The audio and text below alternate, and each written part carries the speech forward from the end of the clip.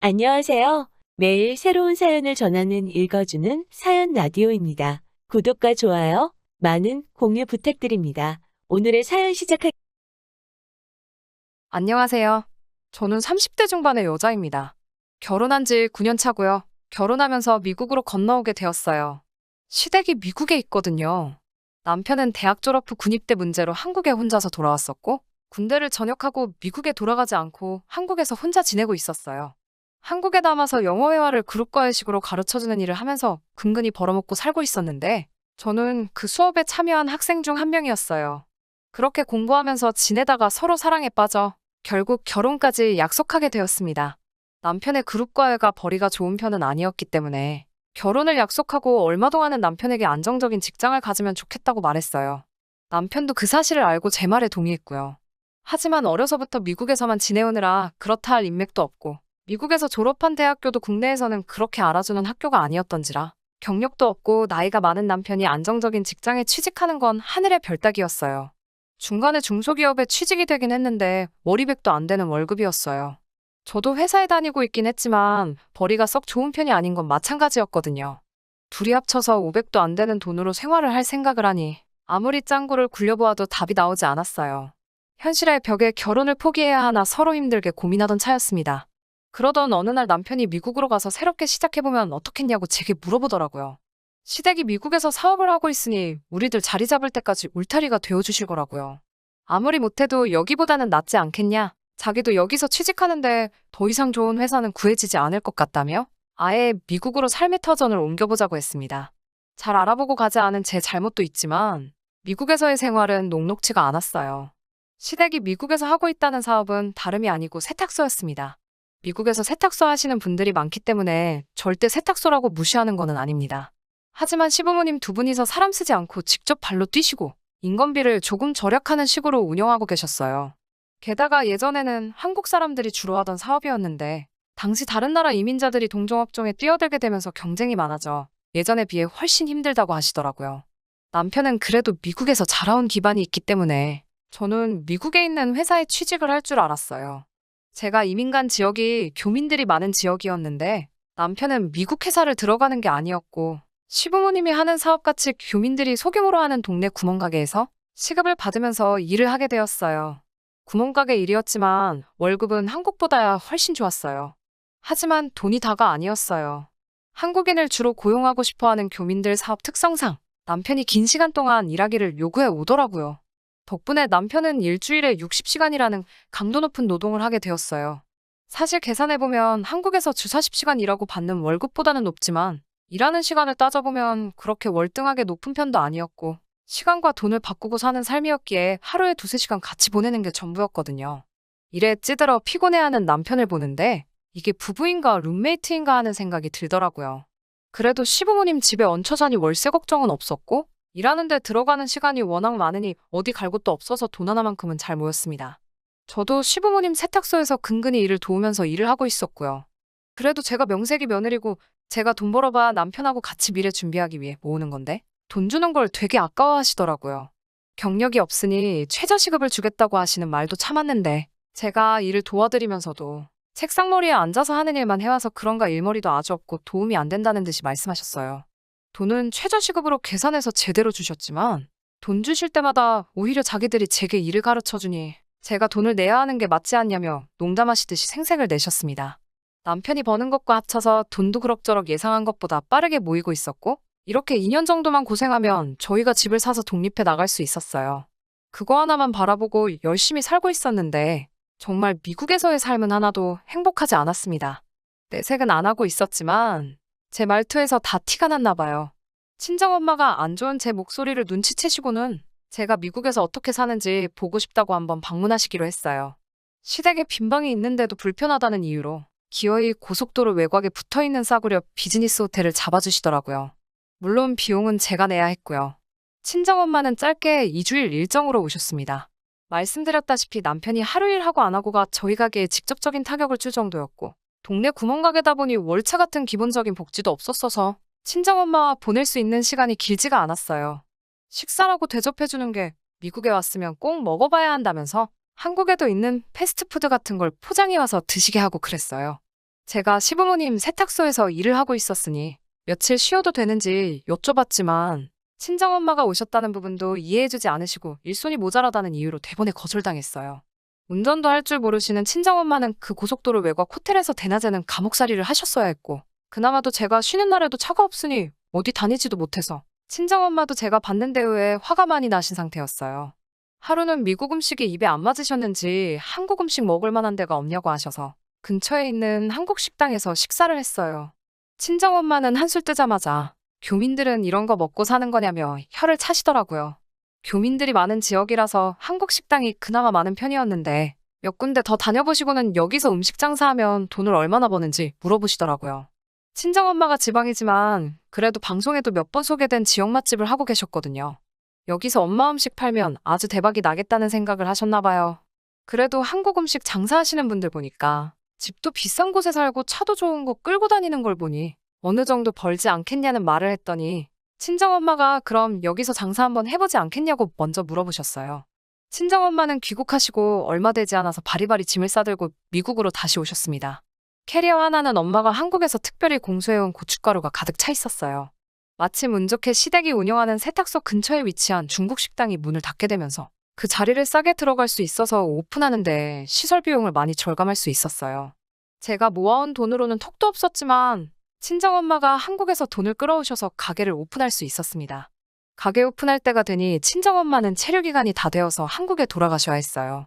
음식에 꼭 들어가야 하는 비법 양념을 한가득 만들어주시고 떠나셨어요. 한국에서 공수해온 고춧가루가 필수였고 그 외의 재료들은 친정엄마가 하나하나 맛을 보고 연구해가면서 현지화를 시켜놓았습니다. 시가에서는 세탁소 일손도 없어 죽겠는데 무슨 식당을 한다며 불편함을 감추지 않았지만 친정엄마가 돈까지 들고 와서 가게를 오픈해버리니 딱히 반대를 하지 못했습니다. 결과는 대성공이었습니다. 오픈한 지 6개월이 채 지나지 않아서 교민들 사이에서 입소문을 타기 시작했고 그때쯤 불어오던 한류 열풍에 힘입어서 외국인 손님들까지도 유치할 수 있었어요. 그때쯤부터 저 혼자로는 도무지 감당이 안 돼서 남편이 하던 일을 그만두고 같이 일을 시작했고요. 시가와 알고 지내는 교민 중에 지역유지이신 분이 있는데 투자 형식으로 1호점을 더 좋은 위치에 오픈해 주신다는 제의도 해주셨고 교민이 많이 사는 다른 지역에도 2호점을 내면 어떻겠냐는 제의까지 해오셨습니다. 2호점까지는 아직 여력이 없다고 거절하기는 했는데 언제든지 생각이 바뀌면 알려달라고 하셨습니다. 지역신문에도 소개되고 입소문을 타면서 장사는 완전히 자리를 잡았어요. 그때쯤부터 돈도 엄청 벌리게 되었고 저는 식당 일에는 큰 뜻이 없었기 때문에 미국에서 주류사회에 들어가지는 못하더라도 미국 살면서 남편이 식당을 하더라도 저는 번듯한 직장을 가지면 좋겠다는 생각에 늦게나마 대학교에 입학해서 회계사 공부를 시작했습니다. 제가 공부를 시작한다는 말에 시부모님은 남편 혼자 힘든 식당 일 시키고 저는 편한 거 하려고 한다는 식으로 받아들이셨지만 애초에 음식 장사를 반대했던 시댁이었기 때문에 제 결정에 더 이상 거부권을 행사하실 수도 없었어요. 그때쯤 집은 구하지 못했지만 새로 옮긴 가게 근처에 월세방을 구하게 되면서 시댁으로부터 독립도 하게 되었고요. 제가 공부하는 동안 친정엄마는 6개월에 한 번씩 미국에 오셔서 돈 한 푼 받지 않으시고 장사를 도와주시고 한국에서 택배로 이런저런 재료들 다 공수해 오셔서 6개월치 장사할 비법 양념을 만들어두고 떠나시고 했습니다. 그런데 이게 화근이 되었어요. 장사 4년 해오면서 친정엄마가 빌려주신 돈은 다 갚은 지 오래였지만 양념 사용비 및 용돈 명목으로 친정에 매달 200씩을 보내드리고 있었습니다. 시댁에는 그 반 정도를 드리고 있었어요. 그래도 1년에 2번은 오셔서 3개월씩 총 6개월을 돈 한 푼 받지 않으시고 장사 도와주시고 가는 데다가 음식 맛이 사실 엄마가 만든 비법 양념에서 나오는 거였기 때문에 달에 200씩 드리는 게 저는 절대 많다고 생각하지 않았거든요. 양가에 그렇게 드리는 돈의 제학비까지 제외하더라도 돈을 엄청나게 잘 벌고 있는 상황이었기도 하고요. 그런데 남편은 식당 운영하면서 그게 그렇게 불만이었나 봐요. 사실상 저는 공부를 시작하면서 가게 운영에 손을 떼왔고 식당을 이만큼까지 키워놓은 건 남편 공이 컸기 때문에 사업을 더 키워보려는 남편의 입장도 이해가 갔습니다. 이제 2호점을 내도 될 정도로 여력이 생겼고 지역마트에서도 밀키트 형식으로 제품을 만들어 보겠냐는 제의가 들어왔는데 장모님이 만들어주는 양념 가지고는 이제 6개월도 버티지 못한다고? 왜 비법 양념을 친정엄마가 우리에게 전수를 해주시지 않는 거냐는 거였어요. 하지만 저는 이유를 알고 있었어요. 엄마가 왜 그걸 전수해주지 않는 이유는 간단했어요. 처음 친정엄마가 미국에 방문하셨을 때 시댁이 친정엄마에게 해준 대우나 저를 대하는 태도를 보고 행여나 식당이 잘 되었을 때 저희가 그 비법 양념마저 쥐고 있지 않으면 분명히 언젠가는 소박맞게 될 거라고 생각하셨던 거죠.